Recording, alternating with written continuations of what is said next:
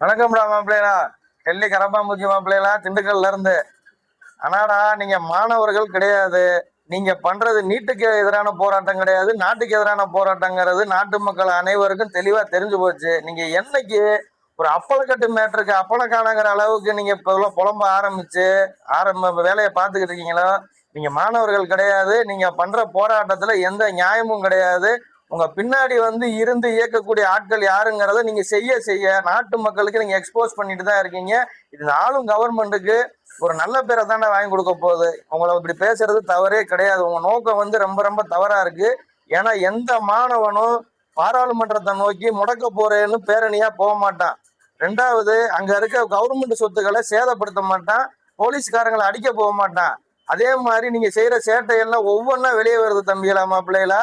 பெண் நிருபரப்பு நீங்க என்ன செய்றீங்க? அதே மாதிரி உங்க கோஷமெல்லாம் எப்படி போகுது? நாட்டுக்கு எதிராக போகுது மாப்பிள்ளைகளா. 370க்கு நீட்டு எதிர்ப்புக்கு என்னப்பா சம்பந்தம்? காஷ்மீர்ல 370 நீக்கினதை எதிர்த்து இது பண்றீங்க.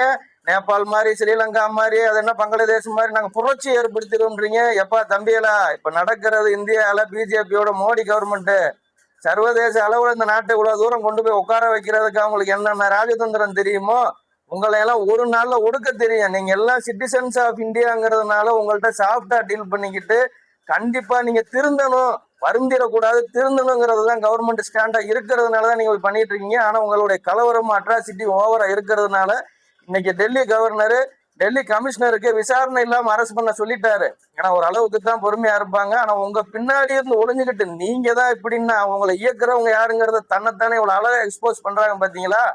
காங்கிரஸ் ராகுல் காந்தி, அதே மாதிரி இந்த இந்திய கூட்டணின்னு சொல்லக்கூடியவங்க இருக்கக்கூடிய கம்யூனிஸ்ட், மம்தா பானர்ஜி, அரவிந்த் கெஜ்ரிவால், இவங்க எல்லாரும் உங்களை ஏன் இந்த கட்சிகளை எல்லாம் நாட்டுக்கு எதிரான கட்சிகள், நாட்டோட வளர்ச்சி பிடிக்காத கட்சிகள்னு சொல்றோம்னா இதெல்லாம் போய் பேச வேண்டிய இடம் பாராளுமன்றம்.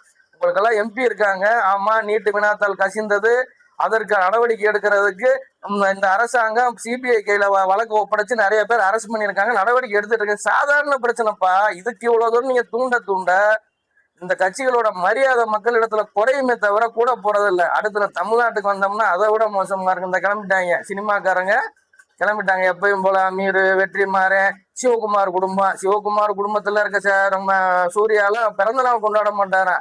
தம்பிகளா, இதெல்லாம் பழைய படம், ஓடாது. நீங்க நடிச்சுக்கிட்டே இருக்க வேண்டியதான். வெளியில நடிக்கிற படம் இனிமே ஓடவே ஓடாது. மக்கள் கண்டிப்பா தீர்ப்பை மாத்தி கொடுப்பாங்க. யாருக்கு? உங்களுக்கு எதிராக தான் கொடுப்பாங்க. அதனால அவங்க வேலையை போய் பாருங்க. நாட்டை பாதுகாக்க கவர்மெண்ட் இருக்கு, பார்த்துக்கோம். நன்றி.